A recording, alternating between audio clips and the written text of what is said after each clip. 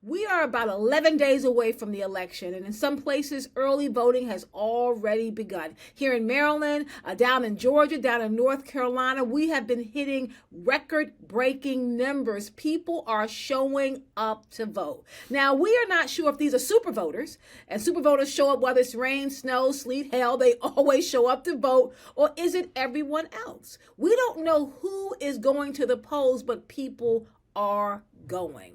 So between now and election day, we are trying to help you cut through the noise. This is the second segment in a 4-part series. I'm joined again today by Kirsten West Savali, VP of Content at Urban One's iOne Digital, former executive producer of News and Politics, editor for Essence Magazine. Welcome back to the show, Kirsten.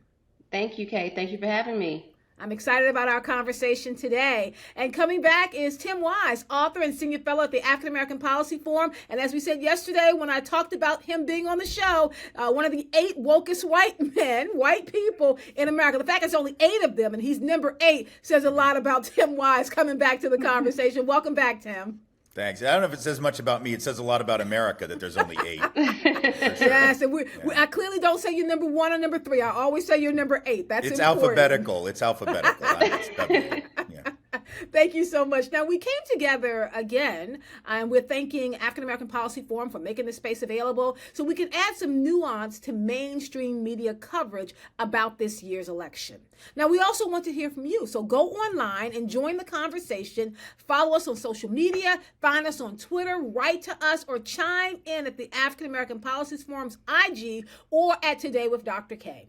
Let's get started. Kirsten, I want to come to you first because as we're thinking about getting the ball rolling, I want to first have us just comment on the latest big information that came out with the rally that happened yesterday. Now, our show had already aired by the time they had the big rally with Vice President Kamala Harris, former President Barack Obama, Bruce Springsteen. I heard Beyonce's on tap today. So just to kind of lay down the foundation, what does it mean that Kamala Harris is bringing in what I call the closers at this point?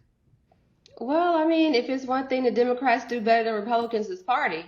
So it's bringing in the heavy hitters. You know, it's especially in Houston. I heard that Beyonce was going to be here.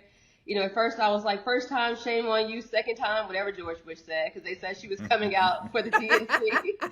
But, you know, everyone's excited and ready to go. So it's always good to see everyone trying to finish strong this way. I'm just going to say Beyonce better show up. I waited for her at the DNC. I waited at the DNC. I'm telling you, I was the last one watching the credits roll, waiting for her to come out. So like, yeah, they got us. They got us that time. So I'm looking forward to it. Now to shift the topic and go to something a little bit more serious, even though for some Beyonce fans, Beyonce is serious. I'm going to come to Tim Wise because I know there's something you really wanted to get into today. And it's a topic we haven't been hearing too much about in this campaign.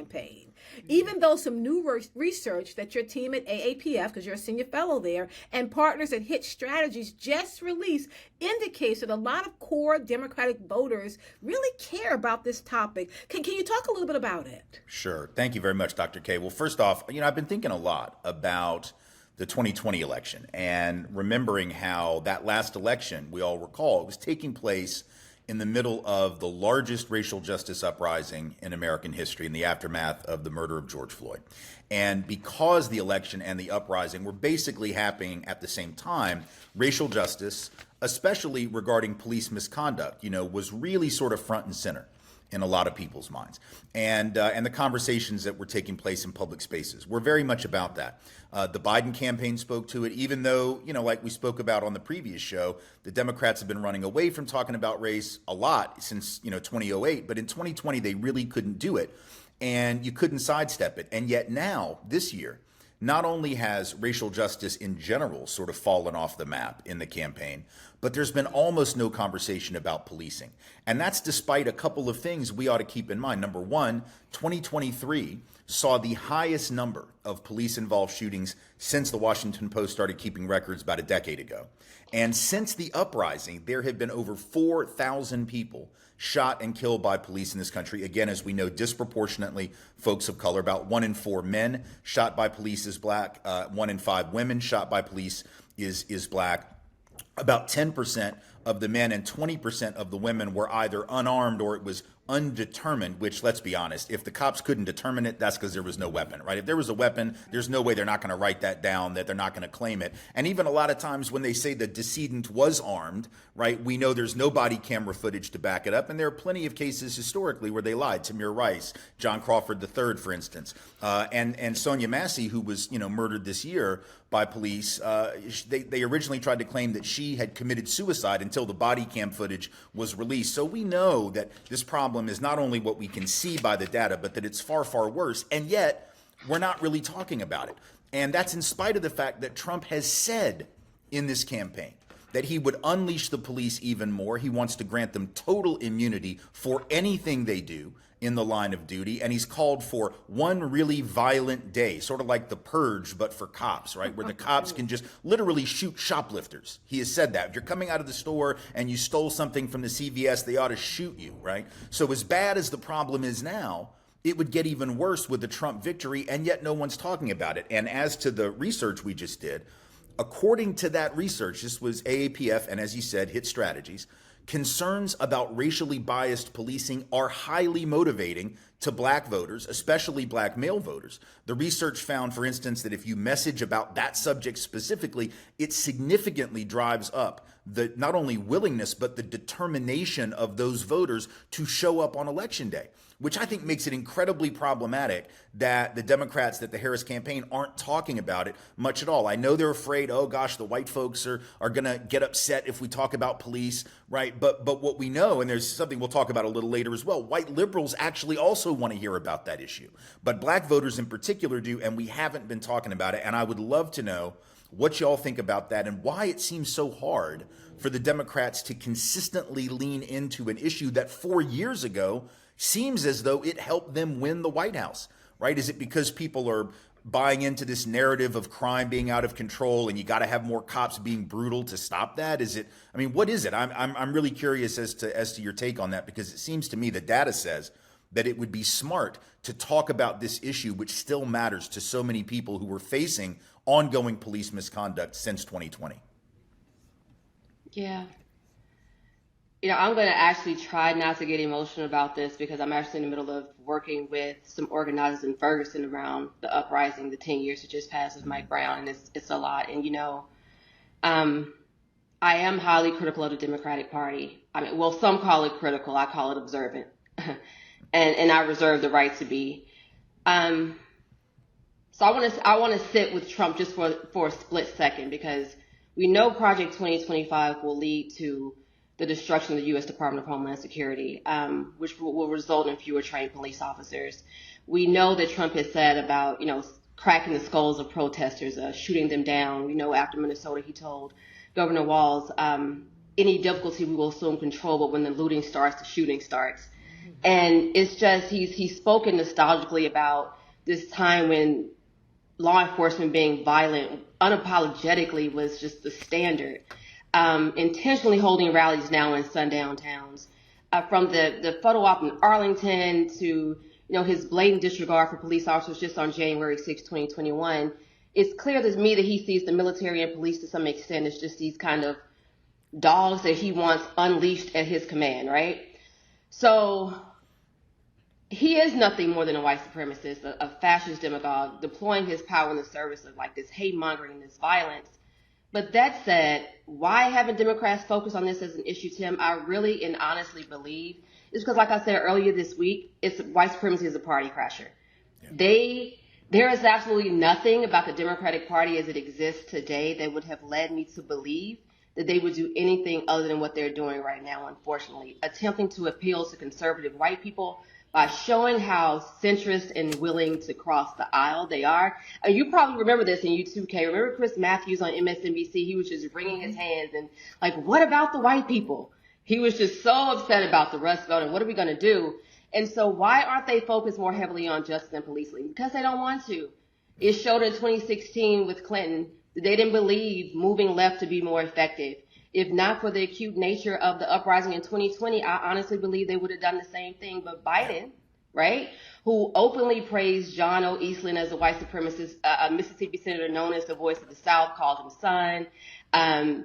He didn't have that same level of trust with the black people as he did when he was jogging around 1600 with Obama. You know, he had to, he was being asked about the crime bill. He was being asked about finally remembering things about Herman Talmadge. He was being asked about anti-immigration busing policy. If Clyburn hadn't left in from South Carolina, I honestly don't know if he would be the candidate.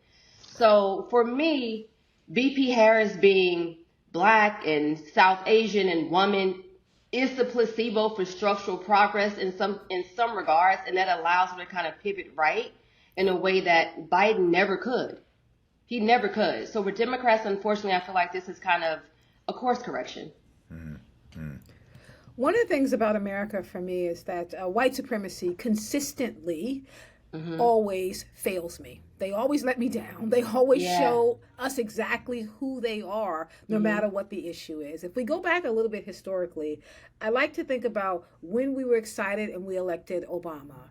And the lie was put forth that we were now post-racial. For black folks, we understood that was a complete lie from every pit of hell. Like, you cannot talk about being post-racial if you cannot talk about racism. If you cannot talk about white supremacy, you cannot talk about being posted. We saw the rise of Black Lives Matter 1.0, and I'm in Baltimore City, so I think about that a lot as a part of the fabric of this city, to think about Freddie Gray and what that means. We saw white lash happening, which is that terminology put out by the New York Times and Charles Blow, that there was a push back to the Obama presidency, but also to the rise of black autonomy. They weren't just pushing back against Barack Obama, they were pushing back against black folks standing up and saying, we are at the end of allowing this type of treatment in our behavior. Their response was the election of Trump. And not just the unveiling of white supremacy, but the encouragement of white supremacy, because that's what Donald Trump gave him. You no longer have to hide and talk about it at your dinner table. You can talk about it anywhere you want, and I will extend to you the courtesy and the grace to talk about what really ails you.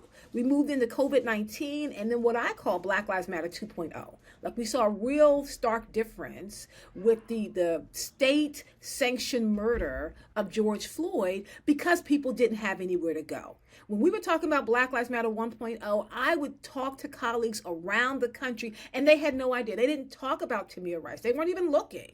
They had heard something about Mike Brown, but it wasn't a part of their life. George Floyd was different. We were all in the house. I mean, we were all sharing the videos. You had nowhere to run. You had like 45 million people or so watch that horrible snuff video of a black man dying on film within the first week. But what we saw, it was classic America. An interest in the issue picked up by white liberals, by white folks all around the country. I was going to some of the whitest Black Lives Matter rallies ever. And then what always happens, there's this exhaustion of why haven't things changed? How much more are we willing to give? And then we saw the pushback, where it was the anti-CRT legislation, it was the going after DEI representatives, folks who work in the field. Like, it follows a very similar pattern and trajectory. We've seen it time and time again. I don't think they're leaning into it because I do believe that there is an exhaustion to cover this issue. People are not open to the kind of conversations around DEI, around CRT, for those who even understand DEI and CRT, because the media has done such an excellent job of painting that to be the enemy of true equality. Right. I think sometimes we let the media off the hook in terms of telling us what's important. Because if the media does not cover Stacey Abrams, then you tend to believe Stacey Abrams not out campaigning for Kamala Harris. And if they give the kind of airspace they've always given to Donald Trump, then it does not give you a true sense of what is happening, which is why we need more independent media sources to be able to tell us the truth, which is why Twitter, even though we know it's controlled by Elon Musk, we need the places where the news is democratized. So they're not talking about it on the stage. In fact, Kamala Harris had a recent conversation with Anderson Cooper, when she was asked specifically about this from the audience, really deferred, like, well, no, I'm not talking about defund. I'm talking about how do we revitalize policing? What does it look like? Dancing around an issue that we've been very clear about wanting to have changed and solved. So it does make me think. It makes me think that her policies and procedures and practices are beginning to shift a little bit. And Tim, before we go too far down back into police, I just want to ask you about that, because do you feel that with Kamala Harris and the number of Republicans that are coming over to our tent, we talked a bit about it yesterday, build on that conversation because a listener wanted to know more about that. Well, if you have 400 plus Republicans now saying we support Kamala Harris, we don't like her, we don't like her policies, we just don't like him more. Yeah. Does that mean it's affecting how she is going to eventually work as the president if she's making concessions now? I mean, it certainly could, and there's very rarely in politics a time when anybody does anything for anyone for free, right? And so the idea that all of these Republicans, and I'm talking less about the generals and those folks. I mean, there's a certain degree to which they're a little bit beyond the traditional partisanship and expectations. But Liz Cheney, Dick Cheney, Adam Kinzinger, those folks, the Never Trump Republican folks even the Lincoln Project folks who, I'm glad they're doing what they're doing, but they also gave us this situation. They created this because they worked for all the candidates that led up to this. They worked for Reagan. They worked for Bush 1 and 2. They worked for Romney. They worked for Dole. These are not people who didn't plant some of these seeds that now they're recognizing the fruit of their labor is horrific, right? So I'm glad they've come over, but I don't believe for 1 second that they aren't going to expect some level of compromise, whether that's Vice President Harris, if she wins, picking a Republican for the What does that mean? Picking a Republican for the cabinet. What does that mean? And now let me say this. I'm of mixed mind on this because there are two things, right? One is what I've just said, which is that I do worry about the compromise one has to make in order to get these folks on board. And I also worry about, as I said yesterday, I don't think there's a bunch of voters out there who are undecided just waiting to hear what Liz Cheney has to say. I don't think there are people out there that are just like waiting with bated breath for some conservative, now I can vote for, it's nonsense. And in fact, if anything, it sort of feeds into the idea that she's the establishment, right? That because look at all these establishment people, and when you're running against a guy whose whole thing is I'm against the establishment, which is hilarious when he's a billionaire and he's backed by the richest man in the world. But whatever, I don't think that whole thing plays. Having said that, I can also say I remember what we did in Louisiana in 1991 with David Duke, and ultimately the reason that we were able to defeat him, because keep in mind, white folks were ready in 90 and 91 to make David Duke the U.S. Senator from Louisiana or governor of the state. They were ready. 60% voted for Duke in 90, 55% in 91. The only reason that we were able to defeat him in 91 and get that white number down, quote unquote, to only 55% was because we did line up all kinds of people across the political spectrum. And even more importantly, though, people that weren't even that political. We were getting football players, and we were getting the coach of the Saints and the quarterback of the Saints at the time. We were getting some of the national head of the National Guard in Louisiana, for instance, and having them cut commercials. It does work if you present this united front. And in moments of emergency, I'm not saying don't do it. But what concerns me is that when you've got these kind of players, it's one thing to line up celebrities, what we started with on the show. We're talking about celebrities because I do think that whether or not that ought to make a difference, it does make a difference to people. And the fact is, we got better celebrities on this side. I was reading the Washington Post or the New York Times today, and they had all the celebrities, and they were trying to be nice. They were trying to be balanced, the way the New York Times is, but they were like, celebrities turning out for the candidates, and you got all of our people, and then you got Jason Aldean and Lee Greenwood. And Kid Rock, I guess Kid Rock was sleeping off a hangover. He couldn't even make it. But so I think those folks actually matter more than bringing over Republicans. Because when you for every Republican you might get or undecided you might get with a Republican, you might lose 2 progressive voters who were like, well, now, I remember what Liz Cheney did. I remember what Dick Cheney did. So whereas with Beyonce, the people that don't like Beyonce weren't going to vote for Kamala Harris probably anyway. The people that really love Jason Aldean were probably never going to vote for Kamala Harris. So that it just seems to me it's not a well thought out strategy to focus so much on Republicans. Let me come back to you, Kirsten, before I pass the mic over, because I know I want to have you do some plate setting for us around this policing. But I wanted to delve into something you said yesterday, where you talked about, people can say that they're going to support. We were talking about HRC, Hillary Rodham Clinton, and that we can say we're all going to put on our pantsuits and go to the polls, and people get in there, and then they do exactly what they believe is in their best interest. For white women, they've said, look, I voted for my son. in the last election, because I believe that my son would have a better chance in whatever America that Trump was creating. As we look to go forward and we're thinking about coming down to the wire, a lot of people have already voted.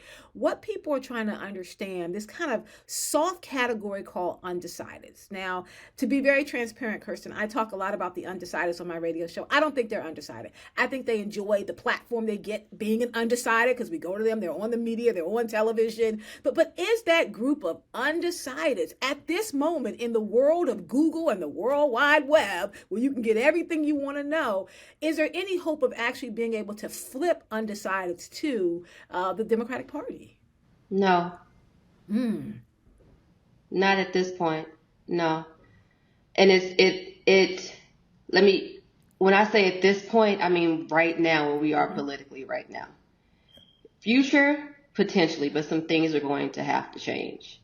Yeah. And to Tim's point, yes, those things work in times of emergency, but what happens is the Democratic Party has to keep scooching on over to the right to make it work.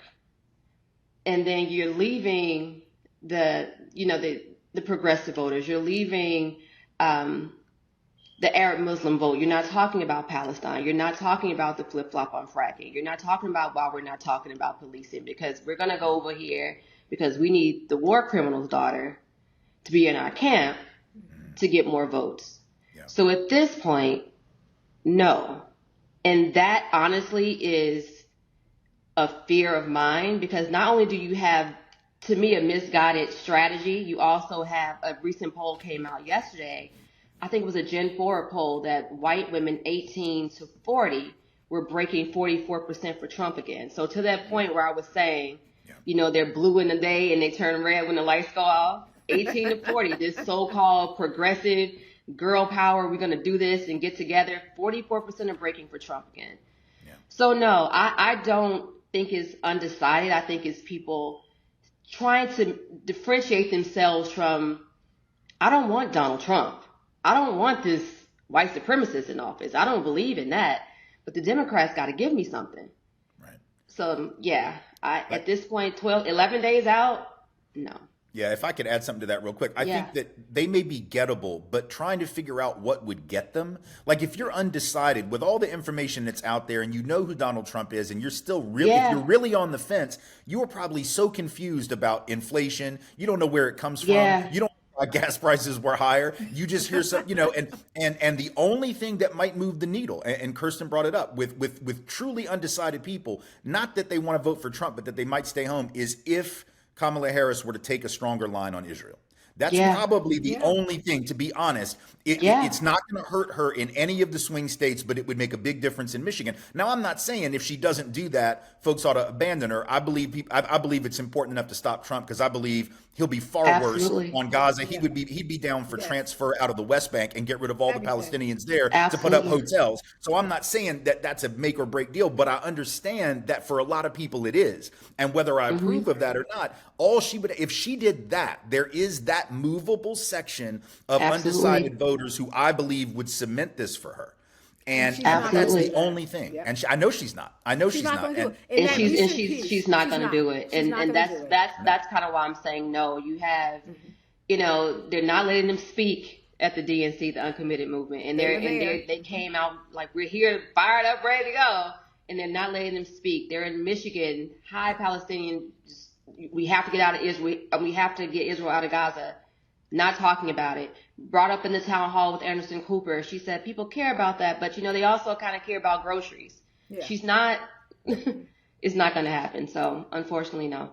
I'm glad you said that, because on that piece with Anderson Cooper, when an undecided voter, which is how they refer to themselves, specifically asked her, how can you ensure that no Palestinian is going to be killed by the bombs that are coming from the money that we give Israel? And it did get into a conversation around groceries, the environment. I'm like, what is happening here? Like, draw this distinctive line that needs to be drawn in the sand to get the people that you're talking about, Tim. Kirsten, I want to give it to you to do a little plate setting and take us back into the issue of policing. Yeah, and it's kind of what we've been talking about, right? Donald Trump, his America is also the lynchings of James Byrd Jr. and James Craig Anderson, and the rapes of 12 black women and 1 black girl by a police officer, Daniel Holtzclaw. You know, it's black children at swimming pools. It's the gentler war on drugs for white people. It's night raids and deportations. It's poison water in Flint and Jackson and Newark and Baltimore. He is not the exception, right? He is not the exception. He was made in this country. He is of America. I often say that so much violence, it didn't just happen on the Confederate flag, it happened on the United States flag as well. It's not quarantined in the Deep South. He is evidence for me, when we talk about liberals, is what happens when kind of these good people ignore their racist neighbor because they're okay. They're not bothering them. So I think about Democrats. I think about Bill de Blasio. He refused to stand with the family of Eric Garner, demanding the release of Delta Palaio's disciplinary record. It was Rahm Emanuel closing schools in Chicago and helping with the cover-up of Laquan McDonald. It was not one police officer, correct me if I'm wrong, under Eric Holder's DOJ, not one police officer it was federal hate crimes. Not one police officer was tried for federal hate crimes under Eric Holder. We have Kamani Gray. We have Eric Gardner, a legal chokehold. We have Derek Chauvin, who looked at the camera because he didn't think anything was going to happen. There are so many people, so many people. So this is why this urgency, I think for people on the left, or some Democrats, is when you talk about the real racist, it rings a little bit hollow because black and brown people have been experiencing police violence every single day across the country, while too many white liberals, secure in this kind of obliviousness, turn the other way when it's convenient and express outrage when it's trending. And I won't lie to y'all, I do not believe the catchy chants of, hey, hey, ho, ho, white supremacy has got to go would exist in liberal circles had Donald Trump not come to pass. I don't believe it. The difference is that now, during Trump's first run, more white liberals feel compelled to draw a line between blatant white supremacists and themselves. They have to. So for me, as a black woman in the U.S., I didn't need data to show this, but I got some, and I'm going to tell you.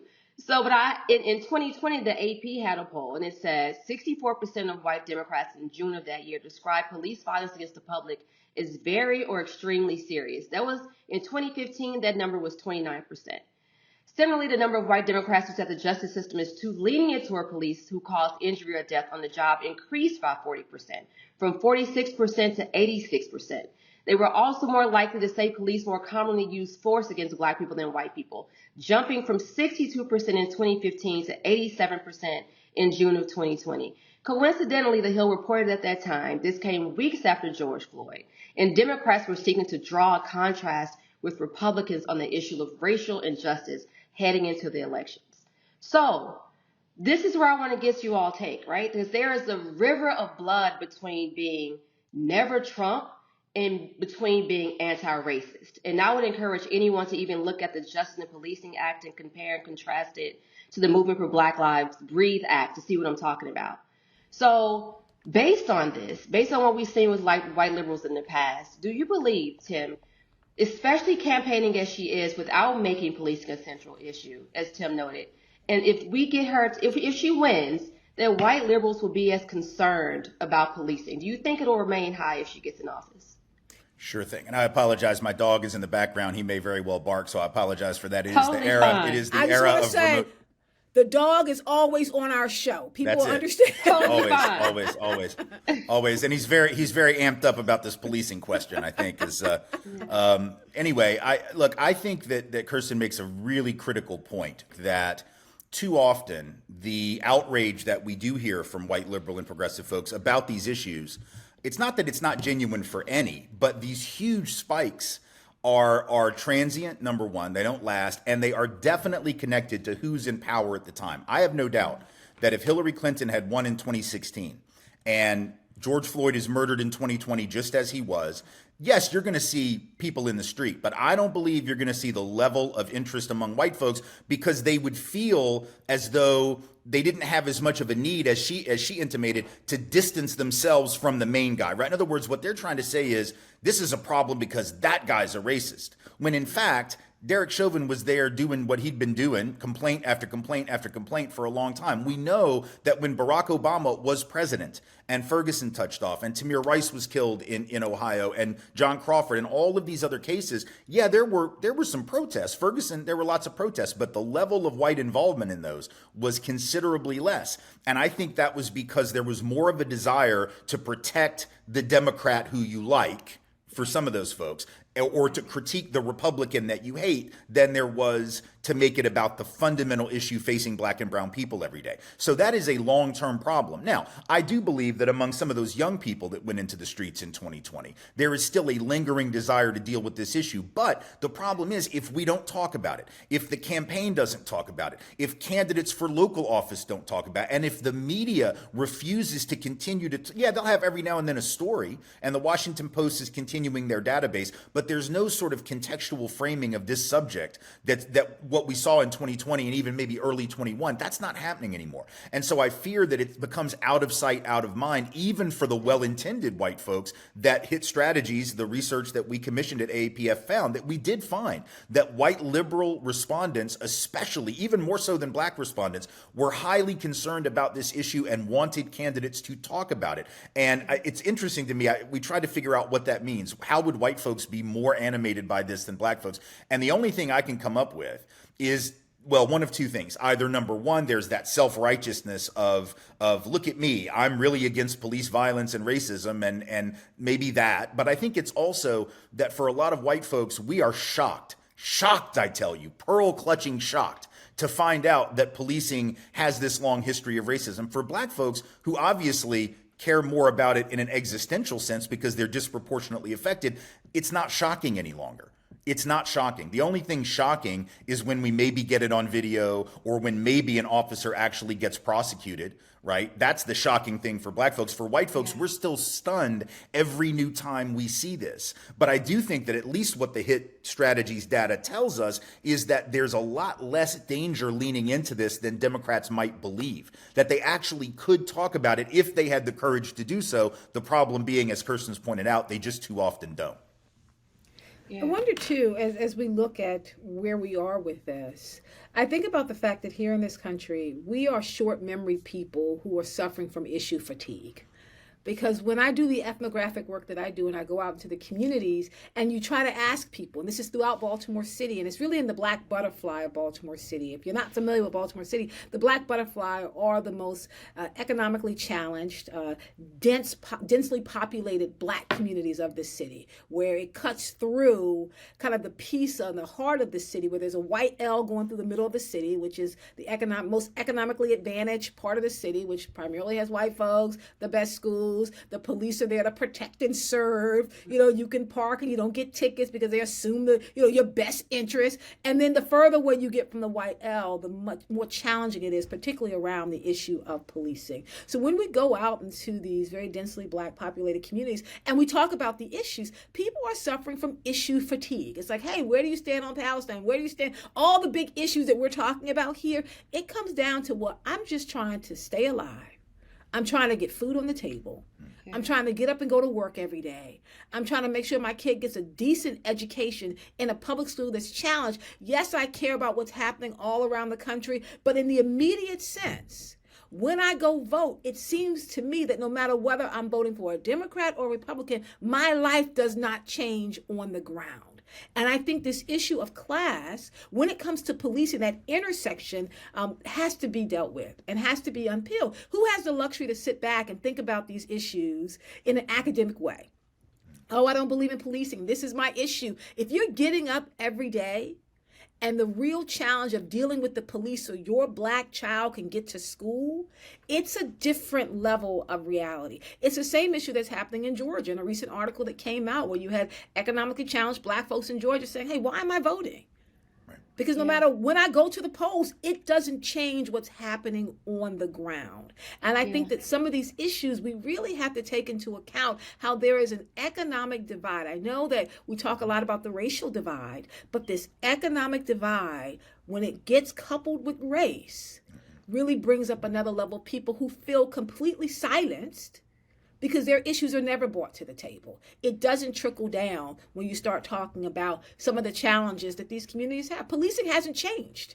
If you go to the Black economically challenged communities, policing hasn't changed. We've marched, we dealt with it on university campuses, we've built departments on it, we've written papers and books, and many Black folks of that time have gotten rich. Black and white folks who deal with policing and Black Lives Matter, they've done books, they now have this whole public personality. Folks have gotten rich off the struggling of poor Black folks in this country. And I don't think people are prepared for that level of conversation. Your Black Lives Matter book is selling, but Black folks whose lives don't matter are still living in these communities and still dealing with policing in the same way. So the election is in the backdrop of the very real struggling that people are going through every day. So how do we get that community to show up and vote? Because whether it's Barack Obama or Donald Trump, to them, life didn't change. Whether it was Donald Trump or Joe Biden, life didn't change. So now how are we promising them, go to the polls, this time life is going to be different, when they're saying it's never been different? For me, this is another category. This is not the undecided. This is not, kind of the super vote. These are the folks saying, I'm not going to vote at all because it absolutely doesn't impact how my life is going to change. Vice President Kamala Harris is not going to stop the police officer from kicking in my door. He did it last week. He did it yesterday. He's going to do it tomorrow, no matter who's in the White House. And that's just another level of nuance that I think about, Kirsten, that I struggle with in trying to make sense of this and trying to rally people to vote, because they're like, okay, you're trying to rally me to vote. Where have you been in the last 4 years? You come around when it's time to rally, and then we don't see you again. Let me tell you, Kaye, I adore you for saying that for a couple of reasons, because in the conversations that we have in this space, so often it becomes, now is not the time to talk about that. Mm-hmm. Because if we talk about it, then you're going to make people start thinking, and then they won't go to the polls, and it's your fault if the Democrat doesn't win because you're bringing up these things. And for me, there's always this false narrative of, you're so safe that it doesn't matter who wins to you. You're so insulated from danger and poverty and hunger that it doesn't matter who wins to you. And there's not a conversation about, I'm so hungry that whoever wins, this doesn't change for me. I'm in danger every day, so it doesn't matter who's in office. It's policies for the middle class about entrepreneurship and student loans. What about the people who can't afford to go to college?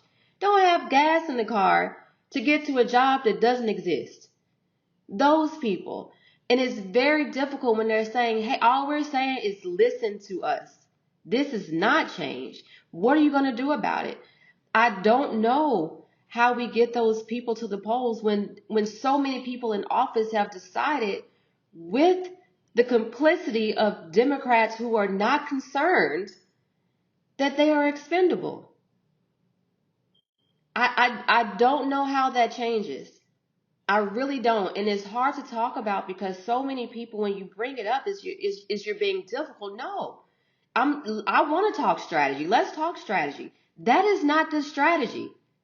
Leaving those people just out is not good strategy. It's not. And so when you talk about like a Malcolm X, you can't unbind racism and capitalism. People aren't just black, they're black and poor. So I don't know how that changes unless there's a willingness for Democrats to say, look, we're really going to say we are different than them, and trust that the masses will follow them, and trust that the masses are looking for someone to really believe in and vote for, and strategies and policies that are speaking to people versus let me go up here and skim some votes off the top of racist and get that to work. It's never gonna work long term. And I think one of the issues also is the cumulative effect of that, right? So if she doesn't win, this is from Obama, this is from Clinton and the crime bill, this is from Obama. Now we're here, and if she doesn't win, people are tired. Yeah, no, I agree, and I think until and unless Democrats take a really good hard look. The Republicans for a minute did that autopsy after Romney where they said, we got to reach out to Latino voters. And they really didn't do it. Yeah. They just happened to get Donald Trump. And then they decided maybe some of them will come along, maybe they won't, but we're going to really double down on the white nationalism and the toxic masculinity. But they also doubled down on this narrative of, the elite versus the average person, right? Now, to think that Donald Trump represents the average person, we realize that's absurd. We realize his tax breaks were only for the wealthiest Americans. We understand he's backed by the richest man on the planet. So we understand that that's a nonsense narrative, but it's also an effective narrative, and the Democrats won't even try it. This is what's so sad. Like, the Democrats don't actually, at least in this current cycle, even want to act like the party of the working class. You don't hear the term working class, and you certainly don't hear poor. You hear middle class. Well, everybody thinks they're middle class. Yeah. Everybody, but people that make 200,000 a year and people that make 20 a year will tell you they're middle class. They ain't living the same way.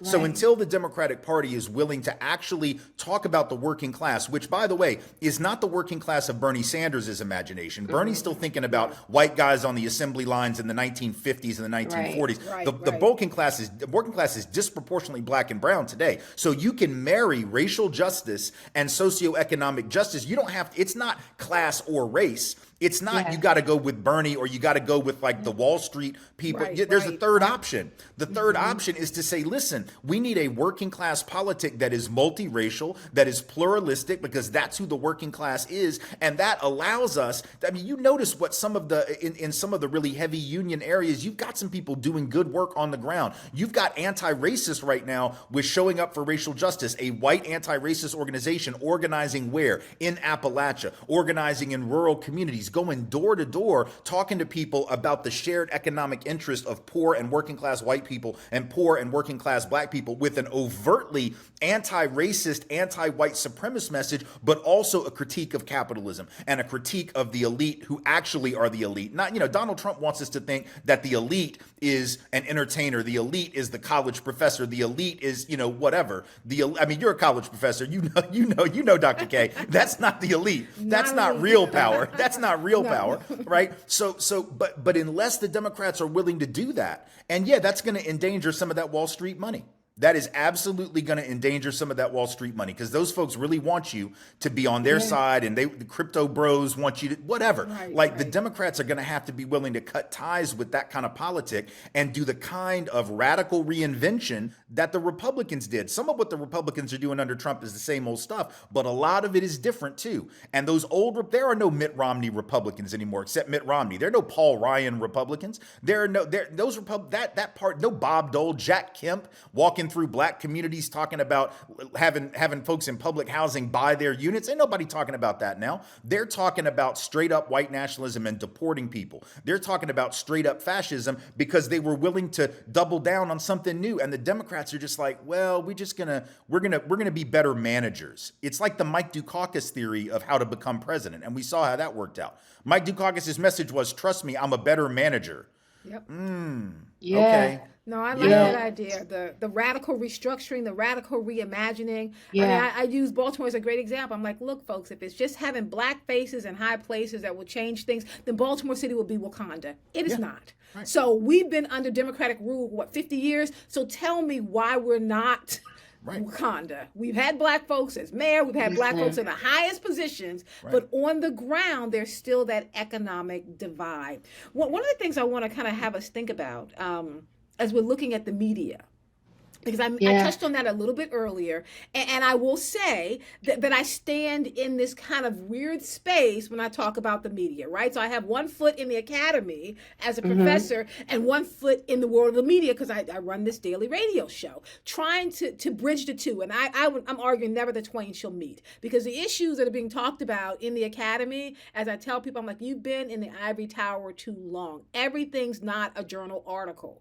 People are hungry, and you're trying to do research to figure out why they're hungry, and they're telling you why they're hungry, but that's not enough for you, because you need to do kind of a whole methodological study about, like, why are they hungry? No, they're hungry because there's no bread. So that is kind of the divide here, but the media doesn't speak to the people that are hungry. If I can just use that kind of as an example. Yeah. They're speaking to those doing the research. We have to really begin to investigate how the media is covering our community, covering our issues. I'm saying our collectively, not necessarily in a race way, but our collective issues that we've laid out here, and how they're not being discussed in a full way. And how do we hold the people who are now at the top of the ticket all of them who are, we start talking about embodying that space where they're economically removed. They're millionaires, multimillionaires, the ones who are supposed to be better managing us. How do we then change how they're being portrayed and how we're being portrayed to them? Because there is a big disconnect. There was a great piece, Kirsten, I'll come to you, where you had Vice President Kamala Harris speaking directly to the people. This was a couple of weeks ago. And she was sitting there talking directly to the camera. Mm-hmm. And what Gen Z focused on was not her message, but her $18,000 necklace. They were like, okay, wait a minute. I mean, they did a whole thing where they peeled off what she was wearing and put price tags beside it and said, okay, how can you really say you understand me? And right. I'm looking at what you, that doesn't mean that folks don't have $18,000 necklaces. I'm like, okay, maybe that was a good time to take it off because people are looking and they're saying, you're more disconnected from us, where it's not about race, but in terms of the real issues that we're struggling with from a media perspective, what we see in front of us, we're feeling disconnected from you. So how do we help on that level, if it can be helped at this point?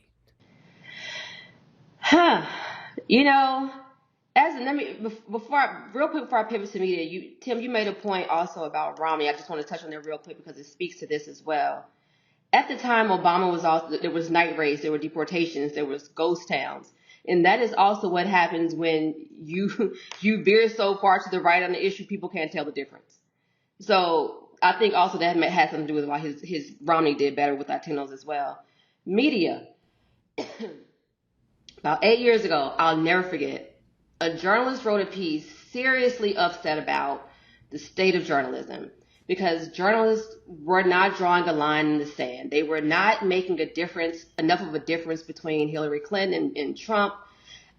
His words were, journalists should be guard dogs, not lap dogs. That's what he said. I'll never forget it.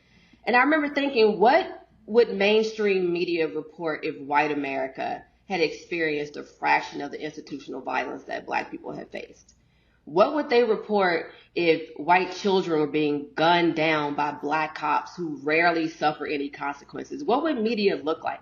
More importantly, how would they report it, right? What would media guard dogs bark look like if that happened? And so much of this is so interesting to see because advocacy in journalism may be urgent to kind of white liberals now that Trump and his cohort are on the loose.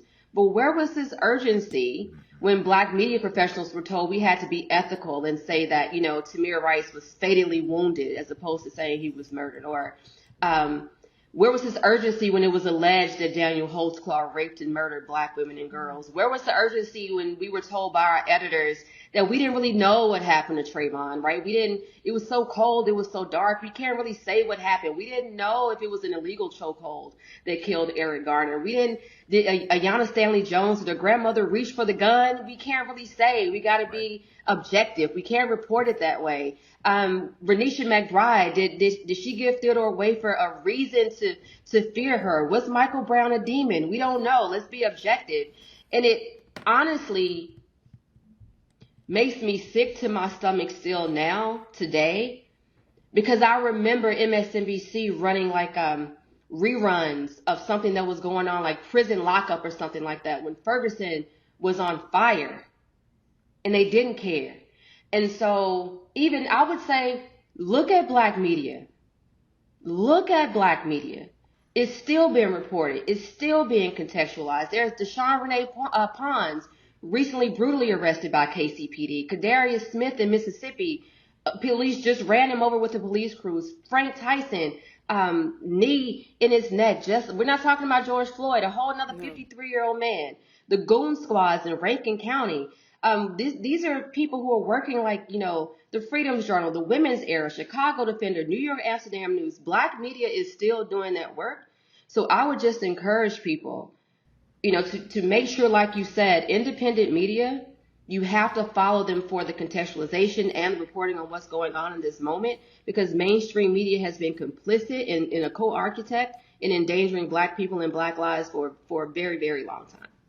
That's absolutely right. I mean, I think part of it is just the people in those newsrooms, those assignment editors, those people who are looking at the stories. They don't have the connection to the people on the ground being harmed. And so they can take that distant objective view. By the way, it's the same reason that you do not see stories that are even remotely accurate about the devastation in Gaza or the mistreatment of Palestinians in the West Bank, because how many Palestinians are in the newsrooms? How many folks are assignment editors? How many people's stories are we actually hearing? Very, very few. And so when people are not in the spot, even if they're well-intended people, and I'm certainly not suggesting all those folks in those mainstream newsrooms are, but even if they were, they just don't have the context. And so they're looking for this so-called objectivity in a way that you're absolutely right. If these were white folks who were facing this violence, if these were white folks who were facing this level of misconduct, there's absolutely no way that the media would treat it the same. We already know what the media is very interested in what average, everyday, struggling white folks have to talk about. They show up at every diner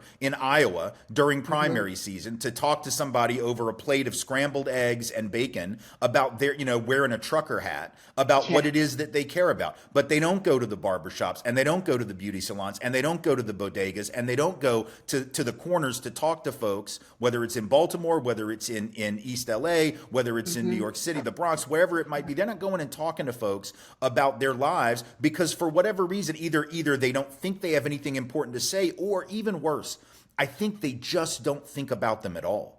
I think they're just so incredibly out of sight and out of mind, but those white folks know somebody down at the diner, or they know people like the folks down at the diner, so they just feel a connection. So I agree. We've got to look at alternative institutions. That's black press and brown press. We've got it, whether that's radio, whether that's newspapers, and then the rest of us, we've got to signal boost those outlets. We've got to put that stuff out on social media. It's one thing to retweet a good piece from the Washington Post on those occasions when they have one, because they still do some decent journalism. But why are we not sending out more of the independent press and black and brown press? That stuff needs to be signal boosted by those of us who sit and complain about the mainstream. We have these alternatives, and we could be signal boosting those and bringing that to people's eyes and ears in a way that 30 years ago would have been real hard. It's not nearly as hard to do today, so we got to do that. Yeah. I think people are getting involved in trying to be as engaged as possible. I tell people that they got to think about the way in which the news has been democratized. So don't wait for the reporter to show up. Do what people were doing. Grab your phone, get the information. But there's a line there I want to talk about. And before I talk about the blurring of that line, I just always remind people, think about who is signing the paycheck.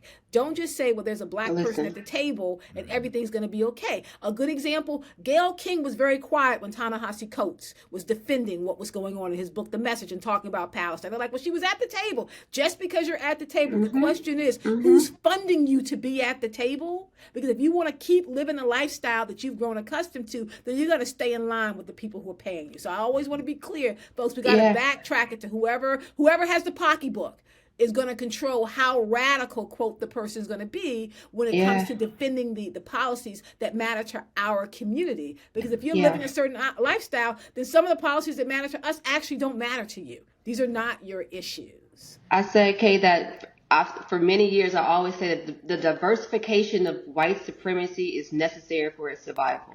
Yes, and that's exactly what's been happening. With this blurring of the line, I talk a lot about democratizing the news. We saw this with the advent of Facebook during what was going on with Trayvon Martin, that first time that we had social media meet some of the policies and problems in the streets.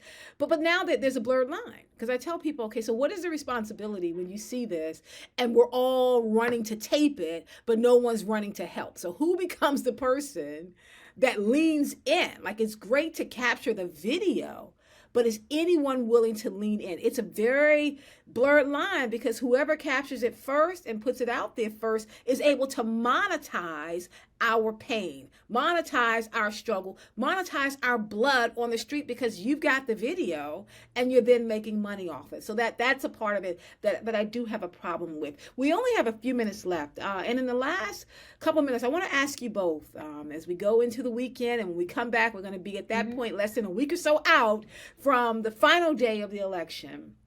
If you can imagine with me for a moment, just go forward to November 6th.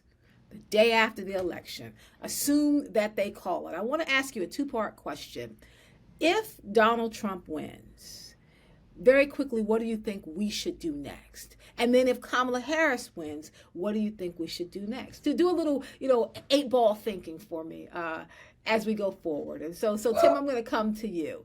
Just take us forward November 6th. Well, if he wins, what do we do after that?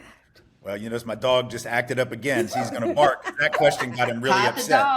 Got him upset. I think we're either way. Look, it does in some ways it doesn't matter.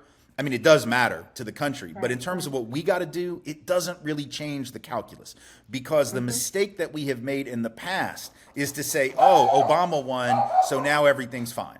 Or Clinton won back in the day, now everything's fine, when obviously it is far more complicated than that. And so I think we have to decide that we're going to create that rebel alliance, to use the Star Wars analogy, right? That we're going to have that kind of coalition building on the ground with all of these disparate forces, folks that work on racial justice, folks that work on gender justice, folks that work on class justice, to figure out how we are going to either hold President Harris accountable for whatever decision she does and doesn't make, and at the same time, or how we are going to respond to a President Trump, and how we are going to try to bend the arc of this electoral and political system going into the midterms and 4 years later. As I said, back in 2020, regardless of what happened, and I'll say it again, we cannot despair.